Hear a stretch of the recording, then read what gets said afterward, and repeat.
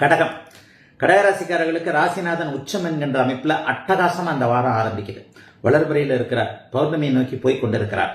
வார ஆரம்பத்தில் சந்திரன் 11ஆம் இடத்தில் இருக்க, வார இறுதியில ராசியிலேயே அவர் ஆட்சியாக பௌர்ணமிக்கு அருகே வருவது மிகப்பெரிய கொடுப்பினையான ஒன்று.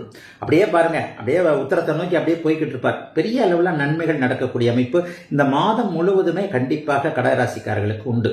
கடகராசிக்காரங்க ஒரு 3-4 வருஷமா, குறிப்பா பூச நட்சத்திரம், ஆயில்ய நட்சத்திரம், புனர்பூசத்துக்கெல்லாம் அப்படிலாம் ஒன்றும் பெரிய கஷ்டங்கள்லாம் வரல.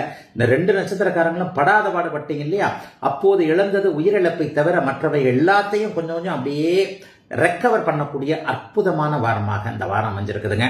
சரி, வாரம் நல்லா இருக்குது, இவர் நல்லா சொல்லிட்டார் ஜோசியர், வீட்டுக்குள்ள படுத்து தூங்கிடலாம்னு சொன்னா அதெல்லாம் சரியா நடக்காதுங்க.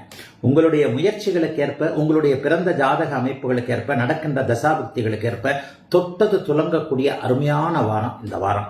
ராசிநாதன் உச்சம், வார இறுதியில் ராசிநாதன் ஆட்சி, 12ஆம் இடத்துல குருச்சந்திர யோகம் நடக்கக்கூடிய ஒரு அமைப்பு. சுக்கிரன் 10ஆம் இடத்துல இருந்து 4ஆம் இடத்தை பார்க்கிறார். என்ன வேலை நல்லா இருக்கும், தொழில் நல்லா இருக்கும், வியாபாரம் நல்லா இருக்கும், வீடு சார்ந்த விஷயங்கள் நல்லா இருக்கும், பெண் குழந்தைகள் சார்ந்த விஷயத்துல இருந்து வந்த கவலைகள் தீரும். வீடு கட்ட முடியாம இருக்கிறவங்களுக்கு அது வீடு கட்டுறதுக்கான ஆரம்பங்கள் இருக்கும். வண்டி வாகனம், இளைய பருவத்தினருக்கு வாகன பிராப்தி ஏற்படக்கூடிய அமைப்பு. இந்த வாரம் முழுவதுமே ஒரு நாளை கூட நான் இதா சொல்ல மாட்டேன், உண்மையிலேயே நல்ல அமைப்புகள் இப்போது உண்டு.